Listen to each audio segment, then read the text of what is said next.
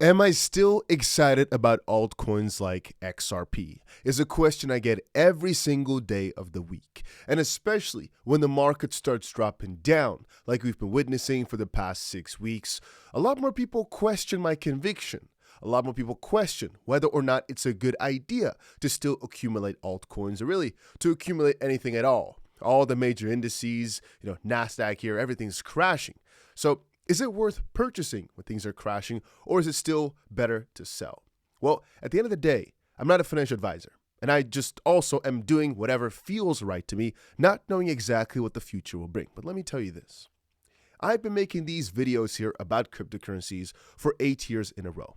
And if there's one beautiful thing I've learned about Bitcoin, altcoins, specifically XRP here, but let's just say most of these coins, is that as long as you're staying at the top segment of coins, top of the top, you're diversifying, not just buying one, but buying at least a few. Thus far, it's worked out for every single person ever. Throughout the past 8 years, there's not a single person out there who stayed consistent, or if they stayed consistent, who would not be in ridiculous amounts of profit. And let me add a little bit to that. There's also zero people that I can think of that if they'd started over the past year somewhere, if we skip, that mass liquidation event of just 6 weeks ago, which could have wrecked a lot of people, if we skip that one event, I don't think there's really anybody out there who, if they had stayed consistent over, let's say, the past year, would have not ended up with massive amounts of profit. Even though XRP is down, let's say 40% from its high of a few months ago, still throughout this time, if you've not been able to turn a profit, well, it's mostly a skill issue. But I don't think that's an issue. Why? Well, because like I said earlier, there have been plenty of times where you may have looked at the market in a negative way. You may have looked at your coins and thought, damn, I'm not loving this at all. This is crap. I'm going to sell everything. Most people actually go ahead and do that as well. And if we consider Bitcoin, there have been a lot of people who bought Bitcoin in the 2017 top at, let's say, 19,000 a BTC, and then sold the 2020 bottom at 3,000 a BTC and never looked back at it. There's on the opposite side also people who started buying Bitcoin once it corrected 50% from 19,000 to 10,000. They bought at 10K. They hated their life as their investment went down 70%, all the way towards $3,000 a BTC. But to take a look at where we're at right now. Right now, Bitcoin is at what? $91,000? Sure, it's down significantly. $30,000 from the prices we saw 6 weeks ago. But it's up 30x or so from a 5-year ago bottom. So from that angle, all that person would have had to do is just stay consistent. Even if they bought the top at 20K, stay consistent, keep calm, buy that dip, and realize that it's either, this is my opinion, going to absolute zero or to the moon. And everything in the meantime is just what we call dips. This is also what the CEO of Binance said a while ago, that there'll be many dips along the road. Nobody said it was going to be easy, because if it was easy, everybody would get rich. Now, by the way, if you've not done it yet, make sure you go ahead and press that like button on the video, because I really thought that this was a video that needs to be made every now and then. You may call this a useless piece of information. You may call this a useless discussion to have, but let me just tell you this. If I look through all my comments, what is the most requested thing? It's people asking me if it's still a good idea to buy, or some people scolding me for saying that it's still worth it to buy. And again, I'm speaking from experience here that the majority of people don't really know what the frick they're doing and really don't have as much conviction as you may think.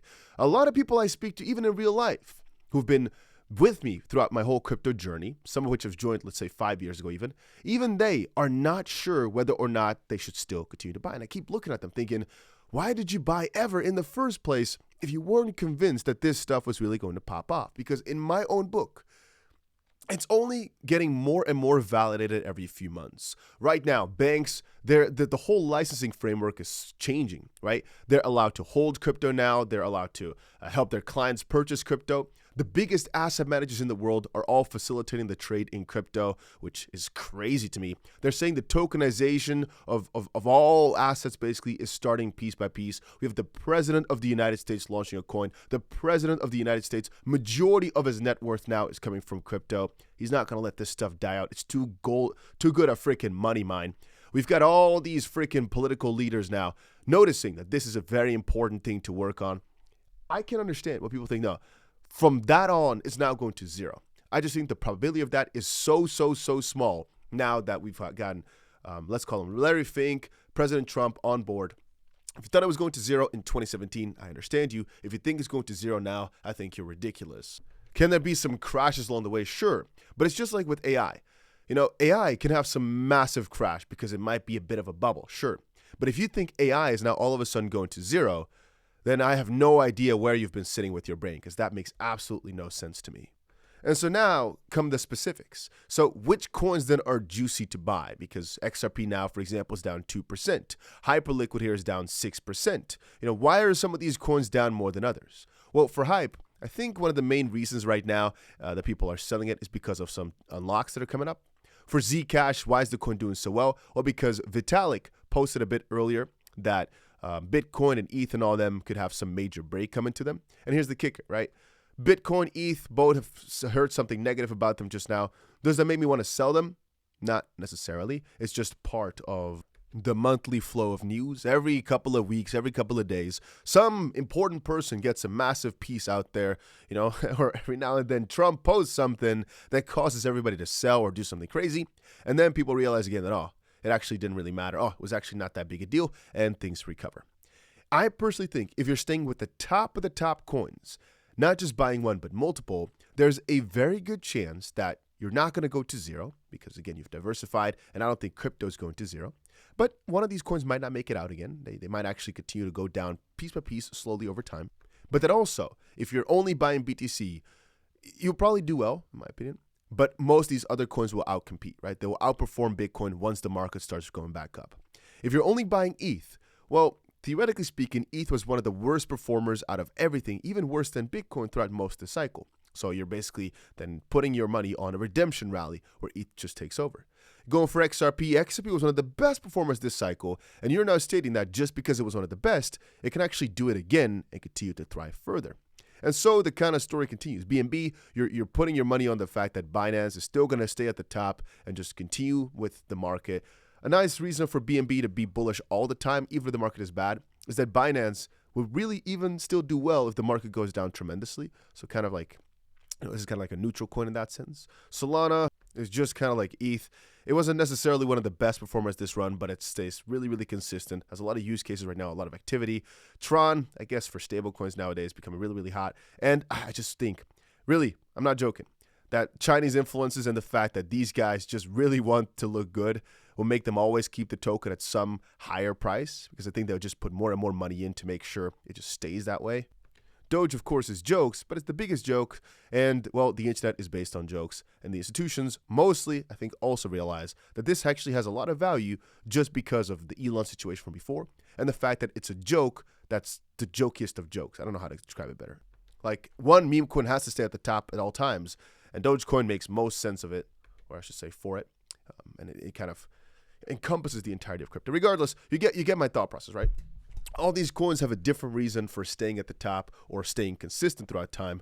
I'm not really sure why I would be selling them. I would be selling them only because of the idea then that right now we are in anxiety or denial, and that it's basically down further for a very long time from here. But let me again reiterate that regardless of where we are on this chart, even if we're in, for example, panic, it's quite hard to know whether or not right now we are in denial, anxiety, maybe even complacency, or in actual anger already. And let's just say we actually have found ourselves the bottom when Bitcoin went below 90, and we're right now in a little bit of a disbelief over potentially another move that happens in a few hours, let's just say. Then who knows whether or not this is the next leg up for the bull, right? Or if this is on the way down. All I know is it's a cycle, and thus far, if you just stayed consistent and bought your way in, time and time again, you would have thrived. Even if you started buying right here at $67,000 of BTC, sure, it would have been a really rough journey for about a year. You would have not loved life throughout this process. But then again, look back at it.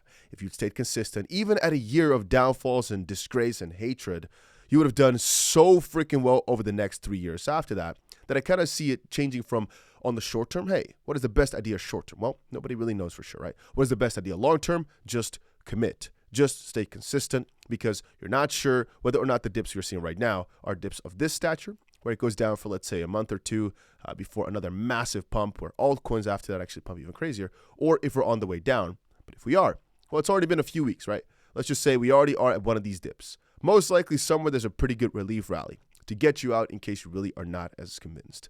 Then again, but even if we go down for another little while after that, a few more months, remember that if whoever witnessed that stayed consistent and they just kept on buying and did not give up, they would have been rewarded graciously, because even if you started at 50K, the end price was 14K, your average price would have not been above like 26,000, right? Because you would have gotten more money over this time period as well to buy that dip. Let's just say your average price was 25,000, then think about where you would have been a few years after that at 125,000, 400% gains, so 5 times your money. I don't know what else to tell you. That's the main reason I don't really like to sell coins. That's the main reason I just stick to my freaking guts, because I don't want to be that person who sold their coins just before a massive rally. If you wanted to sell, your time was last month, right? And some analysts argue that it's never too late to cash in profits, never too late to lock in, and I agree with that. If you've got life-changing amounts of money and you're afraid of losing that again, the whole ballpark shifts from trying to accumulate crazy amounts of money to trying to preserve it. And at that point, there's nothing really I can tell you, right? Because you can definitely make that decision for yourself. Just take what you already have and cherish it. But if you want to make a ton, well, there's one more question I should ask you. Do you think the stock market is about to collapse like crazy? If you do, there is a very good chance. If you really think the recession hits here and that the no rate cuts and all are going to crash the market, if you really think this is happening, then it's not a stupid idea to sell. On the opposite side, just because of all that happening in TradFi doesn't necessarily mean it has to be negative for crypto, but thus far it's always reacted that way. It doesn't necessarily have to be. But to get back to it, that is all from a preservation type of perspective, from the idea that you right now being very, very conservative will make you lose less. But obviously, if the main idea is to make more, and you're trying to sell right now to buy back in cheaper, this is, in my opinion, a pretty high risk from the perspective that there is a good chance the market just moves up from one of these low prices, because we're already down, like $30,000 from the top of Bitcoin. We're already down 30% in Bitcoin, already down 40% in ETH. There's a very good chance that this is kind of like the lower end of where we're going to go, and that essentially if you sell right here just to try and buy back cheaper, that, well, at least you cashed in some profits potentially still, but that you might be unlucky to never really get this low an entry again. And that's obviously also why a lot of people right here are just getting more and more towards the all-in stage, because they had crazy amounts of stable coins over the past couple of months from, well, the price is just going absolutely nuts, that they're trying to deploy more and more and more into. Because, as I just said, in major bull markets, usually the worst that happens, well, actually we have some data on that. Bitcoin averages about 2 declines of 20% or more per year. Ether averages 3 declines of 20% or more per year. S&P averages 4 declines of 5% or more per year. NASDAQ averages 4 declines of 5% or more per year. Gold averages 1 decline of 10% or more per year. You kind of get the idea. And here we go. To all crypto investors anxiously watching right now, since 2017, Bitcoin has seen 10 plus declines of 25% or more, one of which we're seeing right now. 6 declines of 50% or more. We're not seeing that right now. 3 declines of 75% or more. Every single decline of the current magnitude or more since Bitcoin's inception has been followed by new record highs. Remember that. Disruption is not easy, but it pays off when you can sound out the noise. This is a routine crypto bear market. Well, I mean, bear market is a tough way to view it, because I think most people would have also seen the whole 2021 move here, right? This move right here as bear market, because we went down for 3 months in a row, no new higher high, just straight up down for 3 months. And just now, for example, we've actually only been going down for 6 weeks, so half that time period. And we've actually, in this period right here, not made ourselves a lower low. That only happens once we go towards like $76,000 or so a BTC. Anyway, this is a routine crypto bear market, which we believe is already closer to its end than its beginning. Volatility brings opportunity. And Int here says, nailed it, DCA is the key. Well, from my own perspective as well, yep. If you were bullish a month ago, you'd better be even more bullish right now. And if you're not, rethink your investment thesis, because for me, every single dollar the price goes lower, the more certain I get that it's a good opportunity. And let me say this.